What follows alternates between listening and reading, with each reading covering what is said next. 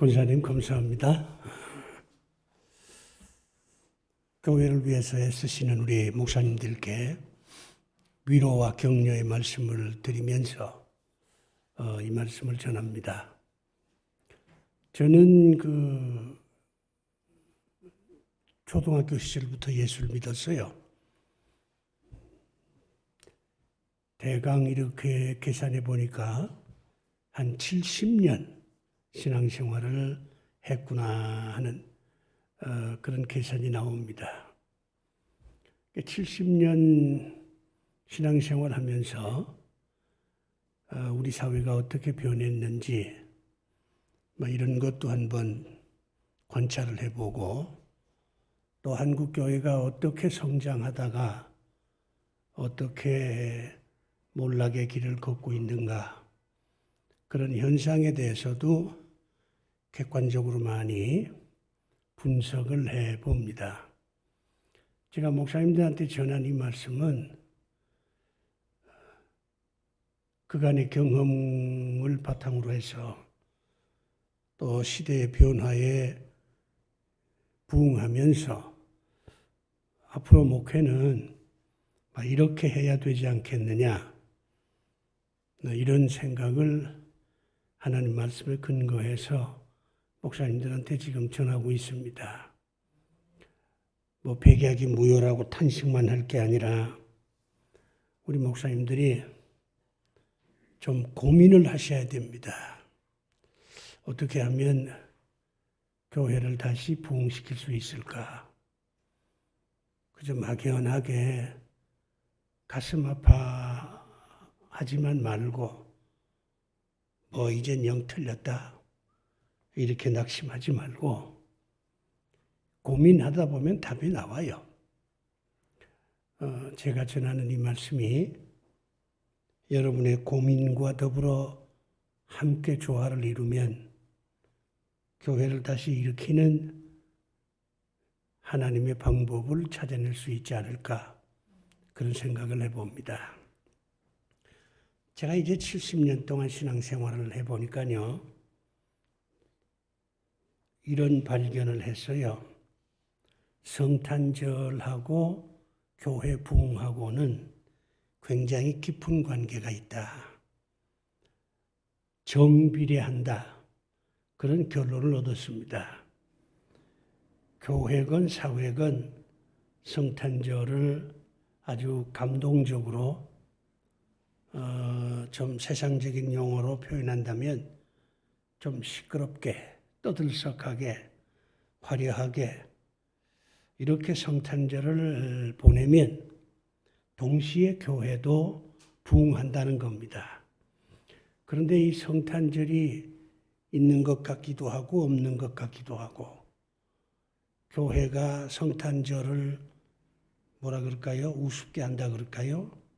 가볍게 취급을 하고 또 세상이 성탄절에 대해서 별 의미를 부여하지 않게 되면 다른 말로 표현해서 성탄절이 죽어가면 교회도 동시에 시들어간다. 그런 것을 발견을 했어요. 제가 초등학교 다닐 때 성탄절은 정말 아름다웠고 감동적이었습니다. 성탄절을 얼마나 기다리는지 몰라요. 그리고 이게 초등학교, 중학교, 고등학교, 대학교, 사회에 나와서 한국 교회가 굉장히 성장할 때 성탄절도 정말 화려하고 감동적이었어요. 성탄절이 되면 그 아이들이 교회에서 그냥 먹고 자고 했습니다. 그때 용어로는 올라이트라 그랬죠. 밤새 교회에서 지냈다는 겁니다. 연극도 하고 노래도 부르고 춤도 추고 떡국도 먹고 어린아이로부터 어른에 이르기까지 교회 안에서 그렇게 지냈어요. 그런데 어느새 이 성탄절이 시들해지니까 교회 부흥도 시들해지더라 그 말이에요. 이건 내가 눈으로 직접 보았어요. 70년 동안 신앙생활을 하면서 그때는 그걸 몰랐는데 지금 생각하니까 성탄절하고 교회 부흥은 정비례한다. 그렇다면 교회가 부흥하려면 어떻게 해야 되느냐? 이 시들어가는 성탄절을 다시 살려야 된다. 예수님이 태어난 그 시간에는 고요한 밤, 거룩한 밤이지만은 성탄절을 맞이하는 교회는 시끄러워야 돼요. 요란해야 됩니다. 떠들썩해야 됩니다. 어린아이로부터 어른에 이르기까지 정말 이 성탄절, 예수님 생일이잖아요. 그걸 감동적으로 맞이하려고 하는 그런 준비가 있어야 돼요. 성탄절이 살아나면 교회도 다시 부흥할 수 있다. 이게 제 결론입니다. 그러면 성탄절을 어떻게 살려내느냐? 이 시들해지는 성탄절, 사람들이 별로 관심도 없는 성탄절, 이 성탄절을 어떻게 옛날처럼 요란하고 시끄럽고 감동적이고 정말 모든 사람들이 예수님을 영접하려고 하는 그런 믿음의 잔치로 어떻게 성탄절을 다시 살려내느냐? 이것이 굉장히 중요한 문제입니다. 성경을 보면 성탄절에 대한 기록은 마태복음하고 누가복음에만 기록되어 있습니다.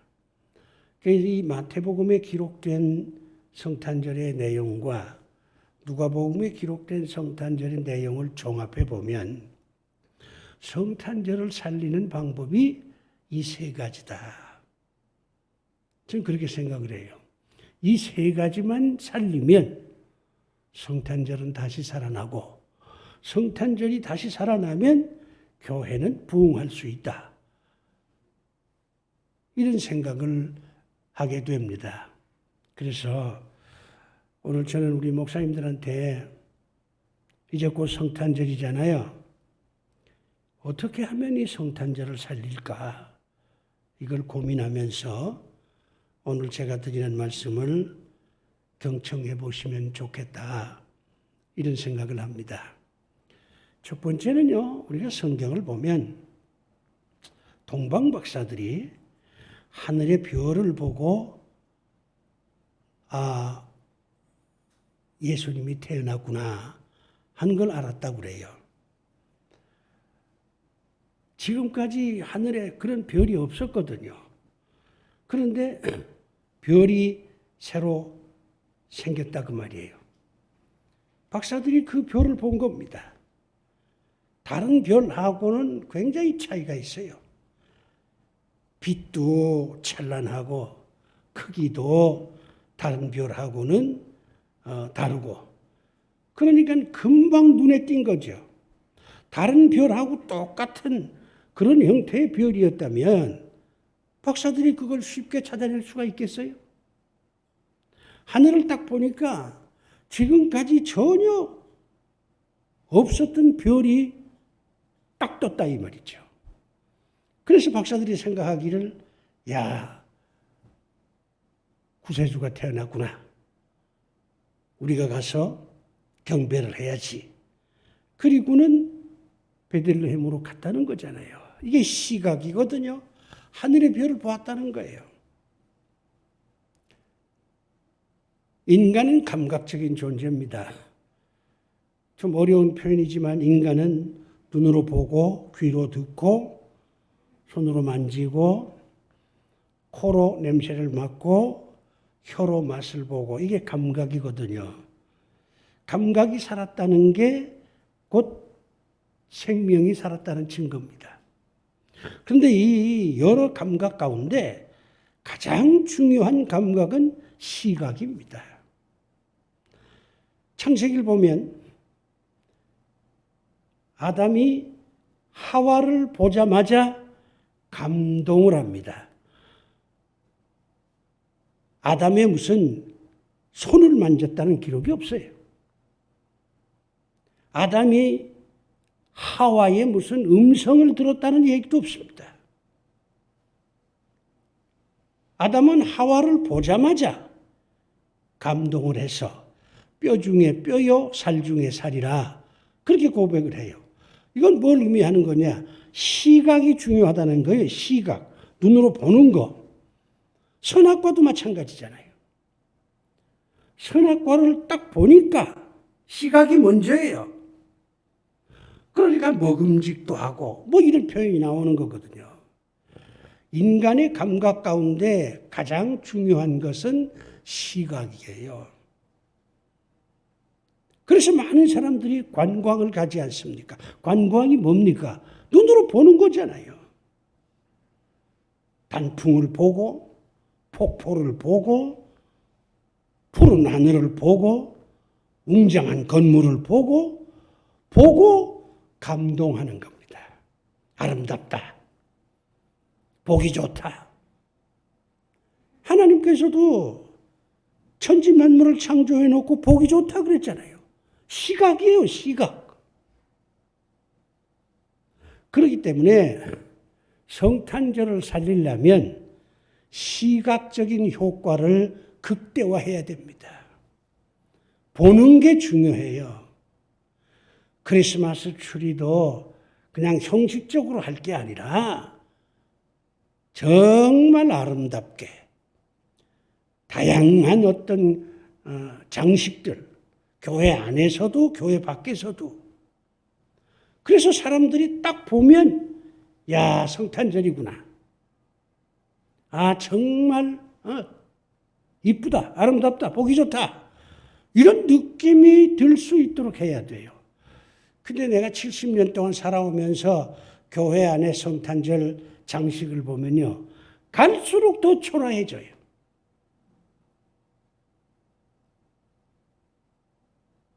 갈수록 더 왜소해.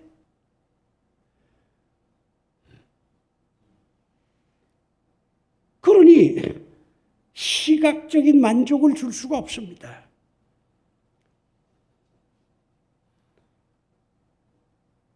그런데 호텔 같은 데 가보면요. 교회의 크리스마스 트리보다 훨씬 더 커요. 그러니까 사람들이 그 앞에서 사진도 찍으려고 그러고 교회 마당에 장식되어 있는 크리스마스 트리를 보면서 사진을 찍는 게 아니고 호텔 로비에 있는 크리스마스 트리 앞에서 사진을 찍고 앉아있다 이 말이에요. 이게 문제지요. 성탄절이 되면 교회는 다양한 성탄절 장식을 요란스럽게 해야 됩니다. 물론 돈이 들지. 그런데 좀 다른 데에 쓸 거 좀 아껴서 성탄절 장식은 정말 아름답게 해야 돼요. 그래서 어린아이도 그걸 보면서 그 교회에 장식된 다양한 성탄절 장식을 통해서 예수님이 이제 오시는구나. 이런 걸 느낄 수 있게 해줘야죠. 우리 목사님들이 갖고 있는 편견 중에 하나는 설교에 대해서 너무 지나치게 치중하는 겁니다. 설교는 청각으로 들어오는 거잖아요. 소리로 들어오는 거야, 소리. 목사님의 목소리가 교인들 귀에 들어와서 아, 그런 뜻이구나. 이렇게 이해하는 거잖아요. 청각이 중요한 것 틀림없죠. 그러나 시각을 뛰어넘을 수가 없어요. 눈으로 보는 것이 먼저고 그 다음에 듣는 겁니다.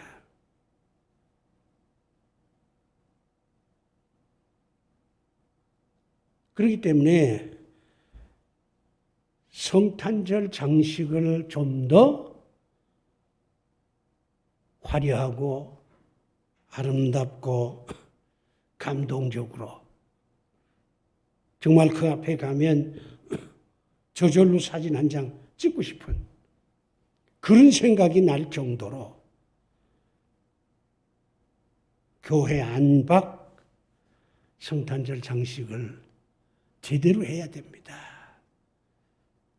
성탄절 장식이 초라하면 안 돼요. 이게 첫 번째입니다. 장식을 제대로 하라. 돈 좀 들여서 초라하게 하지 마라. 성탄절 장식이 초라하면 예수님이 초라해져요.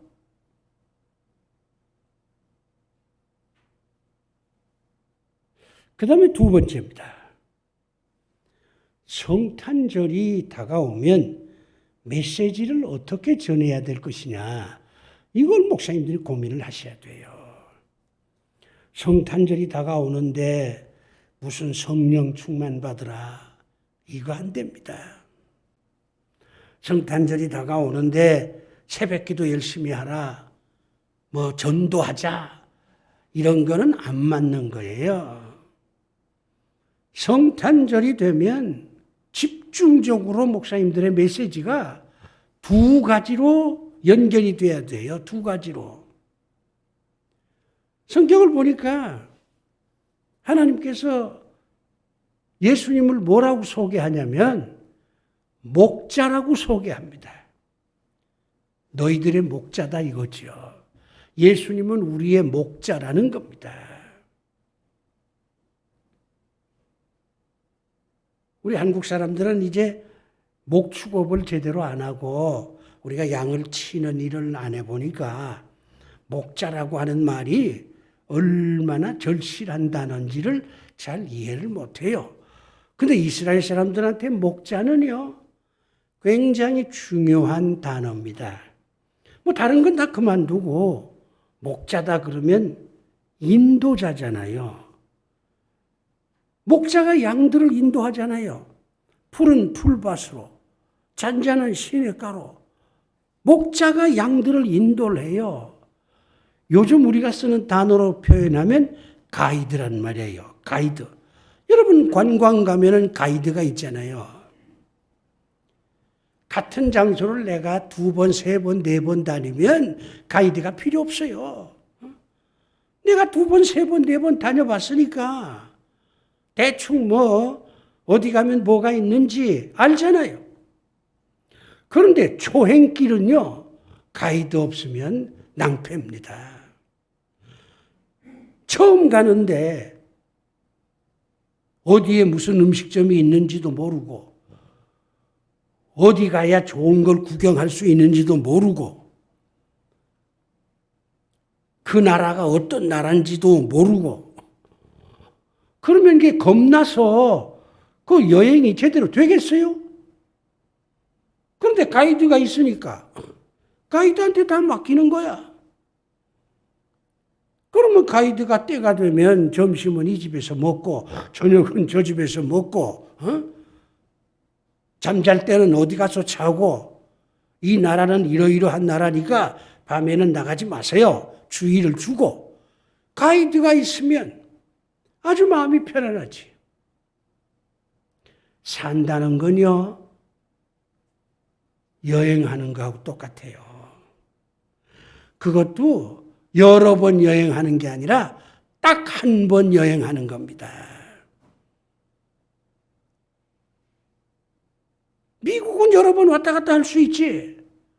그런데 인생을 2번, 3번 살 수 있습니까? 한 번밖에 못 살아.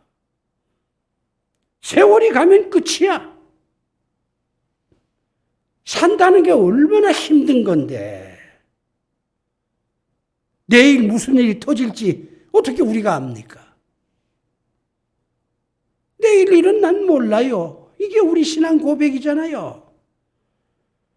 그러니까 산다는 게 부담스러운 거야. 어떻게 살아야 되나. 살다가 이런저런 문제가 생기니까 이걸 어떻게 풀어야 되나. 그래서 우리가 불안하고 초조하고 맥이 빠지는 겁니다. 그런데 좋은 가이드를 만나면 그 가이드가 우리 인생을 인도할 거 아니에요. 그 가이드가 누구야? 예수 그리스도야. 예수를 믿는다고 하는 것은 좋은 가이드를 만나는 겁니다. 그래서 예수를 믿으면 마음이 편안한 거야. 왜 우리가 이 성탄절을 이렇게 절절한 마음으로 맞이해야 되느냐? 내 인생의 인도자, 보호자, 가이드, 목자, 그분이 나를 위해서 오신 날이라 그 말이에요. 그게 성탄절이잖아요. 그것을 메시지로 강조를 해야 됩니다. 다른 거 강조하면 안 돼요. 뭐 전도하라, 기도하라. 그건 다른 날 하고 12월에는 예수 그리스도는 우리의 목자다. 우리 인생의 가이드다. 그분만 만나면 걱정 없이 살 수 있다. 그분만 만나면 모든 인생의 어려운 문제가 해결될 수 있다. 그분한테 우리가 하소연할 수도 있고, 그분한테 때로는 신세 타령할 수도 있고, 때로는 그분한테 원망도 할 수 있고, 하나님 원망할 수도 있습니다. 원망하지 말라고 이렇게 가르치는 분들이 계시는데, 멀어지면요, 사이가 멀면 원망을 못해요. 근데 사이가 가까우면 원망도 하는 거예요. 우리 딸은 나한테 원망을 자주 해. 돈 안 준다고.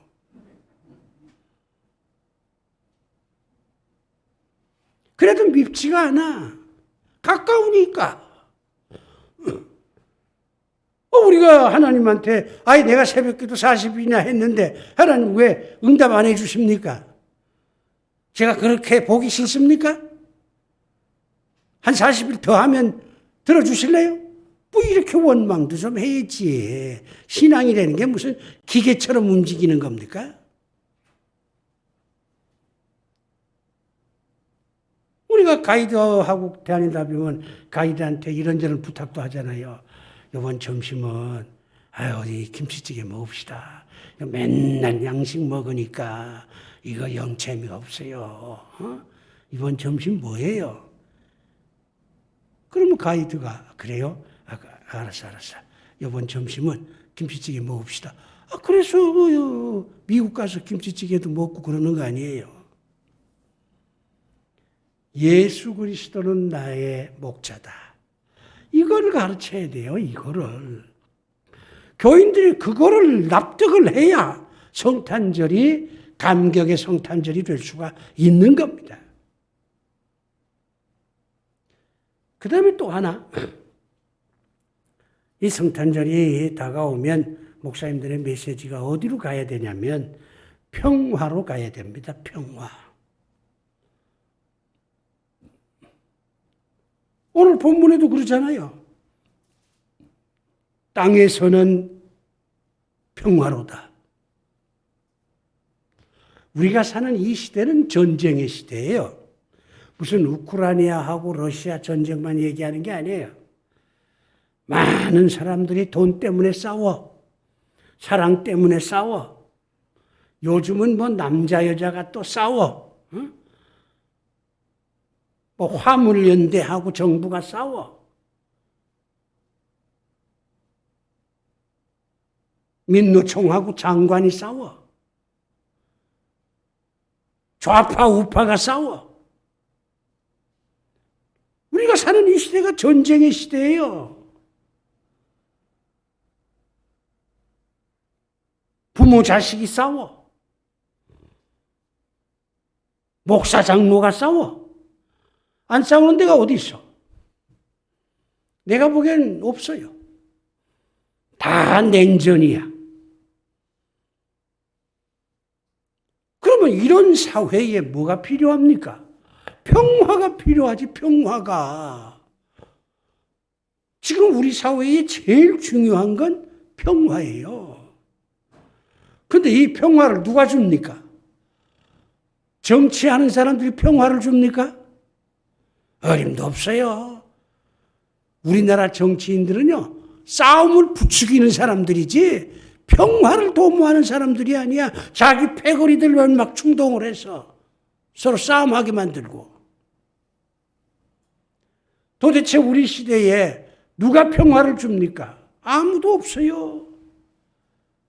싸우라고 부채질하는 사람들만 많지.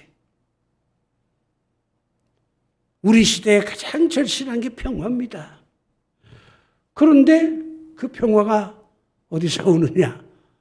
하나님께서는 예수 그리스도에게서 온다.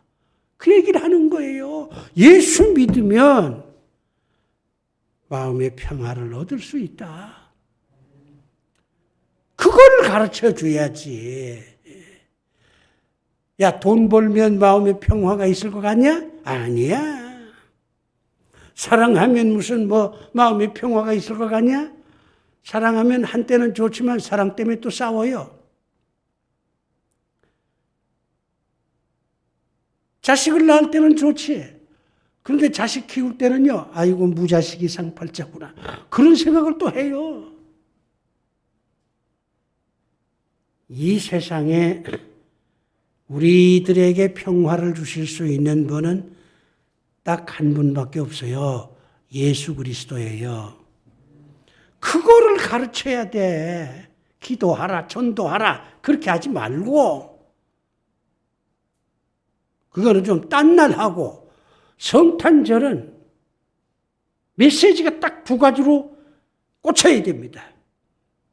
예수 그리스도는 내 인생의 목자다, 가이드다. 나에게 평화를 줄 수 있는 분은 예수 그리스도밖에 없다.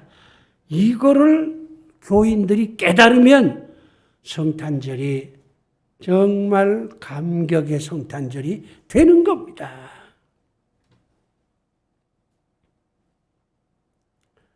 근데 이제 우리 목사님들이 성탄절이 되면 똑같은 메시지를 두 번, 세 번 하긴 어려우니까 고민들이 많은데, 목자다, 평화다, 이 두 가지로요, 다시 나누면 네 가지가 돼요. 쪼개면 둘이 넷 된다고. 또 쪼개면 넷이 여덟이 돼. 그건 목사님들 실력이야. 쪼개는 건 실력이에요. 그러니까 목사님들도 공부를 하셔야지. 쪼개는 기술을 배워야지.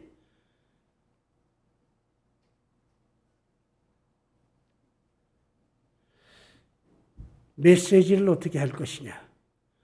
이게 두 번째 중요한 화두다. 그 다음에 마지막 세 번째입니다. 예수님이 이 땅에 태어났을 때 천사들이 누구한테 나타났냐면 목자들에게 나타납니다. 왕한테 나타나질 않아. 제사장한테 나타나질 않아요. 부자한테 나타나질 않아. 천사가 목자들에게 나타납니다.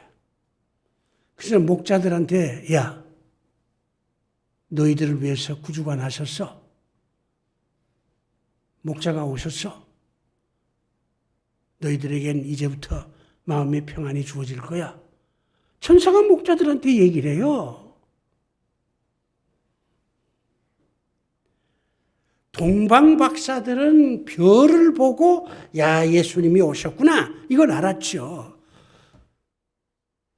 동방박사들은 공부를 많이 한 사람들이니까, 천문학자들이니까 하늘에 딱 별을 보고, 이걸 어려운 말로 현상학이라 그럽니다. 새로운 별이 탁 나타나서 새로운 현상이 나타났거든요.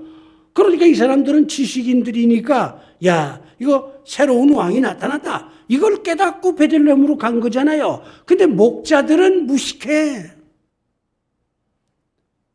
목자들은 가난해. 그러니 하늘에 별이 떴는데도 그걸 몰라요. 그냥 양치는 거야. 그러니까 천사가 나타나는 거예요. 천사가 알려주는 거예요. 너희들을 위해서 구주가 나셨다고. 이건 뭘 의미하는 겁니까? 성탄절은 가난한 자들, 소외된 자들, 병든 자들, 외로운 자들, 이런 사람들을 돌보는 날이라야 된다는 겁니다.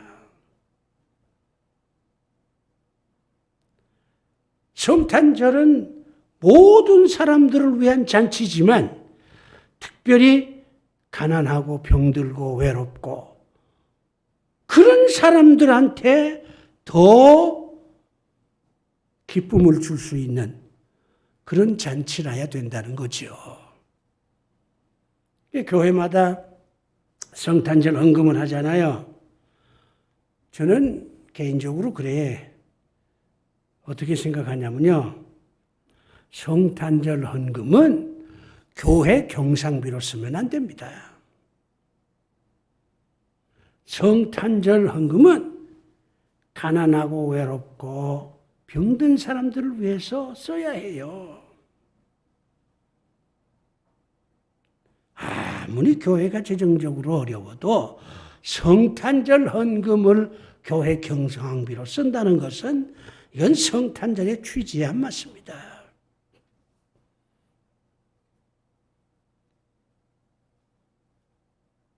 예수의 이름으로 가난한 자들에게 선물을 주고 병든 자를 위로하고 외로운 자들에게 희망을 주고 이런 성탄절이 돼야지.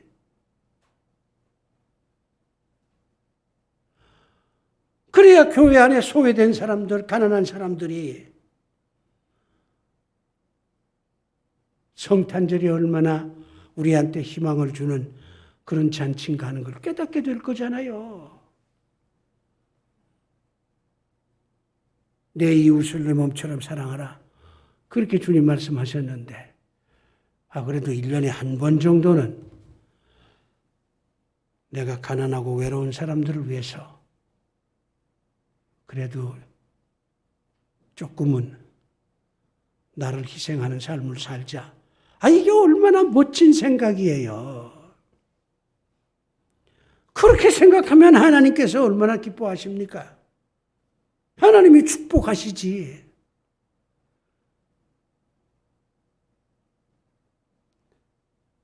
그래서 결국 세 가지예요. 장식, 정성스럽게, 화려하게, 남 눈에 띄게. 메시지, 예수 그리스도는 목자, 평화를 주시는 분. 그 다음에 교회 행사, 가난하고 외로운 사람들에게 희망을 주는 행사. 이렇게 세 가지가 조화를 이룬다면 성탄절은 살아있는 성탄절이 된다. 성탄절이 살아나면 교회는 다시 부흥한다. 저는 그렇게 확신합니다. 목사님들, 이번 성탄절을 한번 그렇게 보내보세요. 틀림없이 하나님의 축복이 여러 목사님들과 교회에 임하게 될 것입니다. 기도합시다. 아버지 하나님, 시들어가는 성탄절을 살려주셔서 다시 한번 교회가 일어날 수 있게 은혜를 베풀어 주시옵소서. 예수 그리스도 이름으로 기도드리옵나이다. 아멘.